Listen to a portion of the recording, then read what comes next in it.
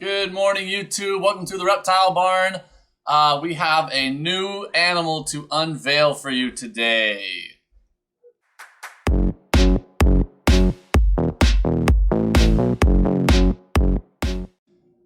So this, obviously, is a non-traditional unboxing video because he's not in his box. Normally, I never look at the snakes until I'm unboxing them, right, with you guys. But this time, the box showed up, and it was a little bit cold, so I opened up the box just to check the bag to make sure he was moving in there, and he wasn't. So then I got worried, and I opened up the bag, and he was totally non-responsive. I mean, I picked him up from the middle, and he just drooped down both sides. Eyes weren't moving, tongue wasn't flicking. He was leaking a little bit of pee from the vent, and I thought the worst had happened. And it was really confusing because there shouldn't have been any real extreme temperatures that he was exposed to. The box was in good shape. It wasn't smashed in or anything. Really well packed. Came from Adam Chesla, who's a very, very reputable guy in the hobby. I called him immediately, and he was great. He was going to take care of us, either get money back or replacement animal or something, which we didn't want a replacement animal. We wanted this animal. And as I'm on the phone with him, the snake started to twitch and come alive. So we'll talk about how that works and what all we think happened and everything. As you can see, he's still not got his full normal motion back, but he's tongue flicking, he's wide awake, he's breathing normally, he's curious again. So we expect a full recovery. As soon as we finish this video, I'll probably keep him just in room temperature for a little while longer. You're actually not really supposed to go from an extreme temperature an extreme cold temperature all the way back up to real warm very quickly, because that can actually send them into shock. So we're keeping him at room temperature for the next little while. So, real quick, this gorgeous creature you see before you is a spot-nose calico axanthic, okay? And this is the VPI line of axanthic. Really, really gorgeous animal, and we have big, big plans for this guy. I have never seen this combo before. I don't know that it's ever been done. Really amazing snake. So we really, it's good that breeders are like, oh, well, we'll take care of you. We'll get you your money back or whatever you need. That makes us feel good about that side of things, but we wanted the snake. If we wanted the money, we wouldn't have spent it on the snake in the first place, right? And I felt so bad thinking he'd frozen somehow, but again, it wasn't that cold. It was carefully packed and insulated. I was just super confused. So we have a couple of thoughts. One thing that could have happened. This snake was shipped from Florida, okay? And in Florida, right when it was shipped out, there was a delay. It was only a couple of hours, so we weren't that concerned. However, if it happened to be delayed at one of the points along the shipment where it was outside in boxes waiting to be loaded onto a plane or a truck, in Florida, where it's still really hot, that could have caused extreme temperature stress, right?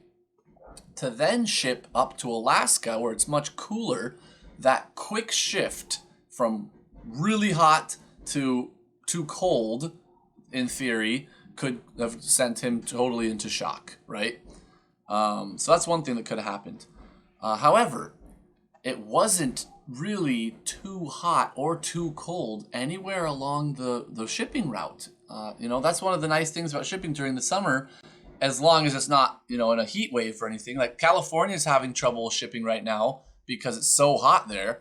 But normally, if the temperatures are safe, even if the snake delays for days, it's going to be fine. So I was really confused why it was, apparently dead when I first opened it, but at least extremely, extremely stressed and in shock. The other thing that can happen, unfortunately, and there's not much you can do about this, apparently, if the snake's box is butted right up against another box that has perishables in it that's being shipped, and they're using dry ice inside that box, enough of the cold can seep over into this snake box that even though the outside temperatures are great, you can get too cold. Also has happened before, the dry ice uses oxygen. So if the snake is right next to the dry ice that's putting off carbon dioxide, sometimes it can get oxygen deprived.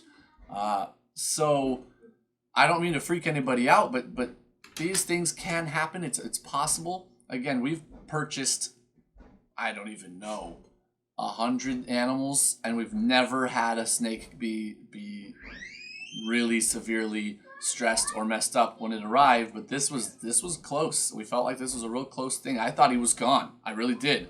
And after 10 minutes or so, he started to twitch and perk up a little bit, and then he started to tense his muscles.